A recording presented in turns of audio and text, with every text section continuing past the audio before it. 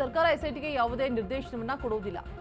SIT ಅವರದ್ದೇ ಆಯಾಮದಲ್ಲಿ ತನಿಖೆಯನ್ನ ಮಾಡ್ತಾ ಇದ್ದಾರೆ. ಸೊ ಯಾವುದೇ ನಿರ್ದೇಶನ ಸರ್ಕಾರದ ಕಡೆಯಿಂದ ಇರುವುದಿಲ್ಲ. ಅವರು ಯಾವ ಆಯಾಮದಲ್ಲಿ ಬೇಕೋ ಆ ಆಯಾಮದಲ್ಲಿ ಎಸ್ಐಟಿ ತನಿಖೆಯನ್ನ ಮಾಡುತ್ತೆ. ಬಹಳ ಗಂಭೀರವಾಗಿ ತನಿಖೆಯನ್ನ ಮಾಡ್ತಿದೆ ಎಸ್ಐಟಿ ಟೀಮ್ ಅನ್ನುವಂತಹ ಮಾಹಿತಿ ಇದೆ. ಇದರಲ್ಲಿ ಸರ್ಕಾರದ ನಿರ್ದೇಶನ ಏನೂ ಕೂಡ ಇರೋದಿಲ್ಲ. ಎಸ್ಐಟಿ ಟೀಮ್ ಅದು ಯಾವ ರೀತಿಯಾಗಿ ಪ್ಲಾನ್ ಮಾಡ್ಕೊಂಡಿರುತ್ತೆ, ಯಾವ ರೀತಿ ಯಾವ ಆಯಾಮದಲ್ಲಿ ತಾವು ತನಿಖೆಯನ್ನ ಮಾಡಿ ಸತ್ಯಾನುಸತ್ಯತೆಯನ್ನು ಹೊರತರಬೇಕು ಅಂತ ಹೇಳ್ಬಿಟ್ಟು ಒಂದು ಪ್ಲಾನಿಂಗ್ ಅನ್ನ ಮಾಡ್ಕೊಂಡಿರ್ತಾರೆ. ಅದೇ ರೀತಿಯಾಗಿ ತನಿಖೆ ಆಗುತ್ತೆ. ಸರ್ಕಾರ ಎಸ್ಐಟಿಗೆ ಯಾವುದೇ ನಿರ್ದೇಶನವನ್ನ ಕೊಡೋದಿಲ್ಲ. ಎಸ್ಐಟಿ ಅವರದ್ದೇ ಆಯಾಮದಲ್ಲಿ ತನಿಖೆಯನ್ನ ಮಾಡ್ತಿದ್ದಾರೆ ಅನ್ನುವಂತಹ ಮಾಹಿತಿ ಹೊರಬಿದ್ದಿರುವಂಥದ್ದು. ಜವಾಬ್ದಾರಿ ತನಿಖೆ ಬಹಳ ಗಂಭೀರವಾಗಿ ತನಿಖೆ ನಡೀತಾ ಇದೆ. ಯಾಕೆಂದ್ರೆ ಒಂದು ಕೋಟ್ಯಾಂತರ ಭಕ್ತಾದಿಗಳು ಧರ್ಮಸ್ಥಳದ ಬಗ್ಗೆ ಆತಂಕವನ್ನು ವ್ಯಕ್ತ ಮಾಡಿದ್ದಾರೆ. ಸತ್ಯ ಏನಾದರೂ ಹೊರಗಡೆ ಬರಬೇಕು ಅಂತ ಕಾಯ್ತಾ ಇದ್ದಾರೆ. ಅದಕ್ಕೆ ಸ್ವಾಭಾವಿಕವಾಗಿ SITಗೆ ಅವ್ರ ಮೇಲೆ ಜವಾಬ್ದಾರಿ ಹೆಚ್ಚಿದೆ.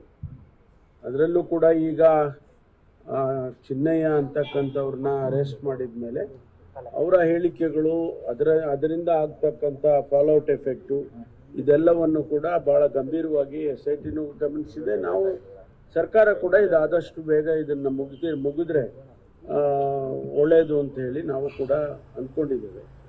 ಹಾಗಾಗಿ ಅವರು ಬೇಗ ಮುಗಿಸ್ಬೇಕು ಅಂತಕ್ಕಂಥದ್ದು ಅವರು ಕೂಡ ಪ್ರಯತ್ನ ಮಾಡ್ತಿದ್ದಾರೆ.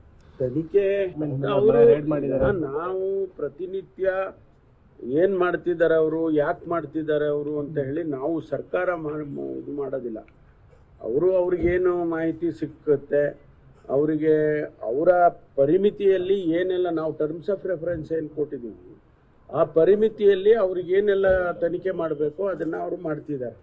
ಅದರಿಂದ ಯಾರನ್ನು ಕರ್ಕೊಂಡು ಬಂದು ತನಿಖೆ ಮಾಡ್ತಾರೆ, ಯಾರ ಮನೆಗೆ ರೈಡ್ ಮಾಡ್ತಾರೆ, ಇದೆಲ್ಲ ನಮಗೆ ಅವರು ನಮ್ಮನ್ನು ಹೇಳಿ ಕೇಳಿ ಏನು ಮಾಡೋದಿಲ್ಲ. ಶೋಭಾ ಕರಂದ್ಲಾಜೆ ಅವರು ಆಧಾರದ ಮೇಲೆ ಹೋಗ್ತಾರೆ, ಇನ್ಫಾರ್ಮೇಶನ್ ಆಧಾರದ ಮೇಲೆ ಹೋಗ್ತಾರೆ.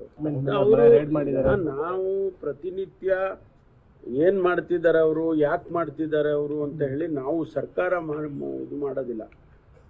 ಅವ್ರಿಗೇನು ಮಾಹಿತಿ ಸಿಕ್ಕುತ್ತೆ, ಅವರಿಗೆ ಅವರ ಪರಿಮಿತಿಯಲ್ಲಿ ಏನೆಲ್ಲ ನಾವು ಟರ್ಮ್ಸ್ ಆಫ್ ರೆಫರೆನ್ಸ್ ಏನು ಕೊಟ್ಟಿದ್ದೀವಿ ಆ ಪರಿಮಿತಿಯಲ್ಲಿ ಅವ್ರಿಗೇನೆಲ್ಲ ತನಿಖೆ ಮಾಡಬೇಕು ಅದನ್ನು ಅವರು ಮಾಡ್ತಿದ್ದಾರೆ. ಅದರಿಂದ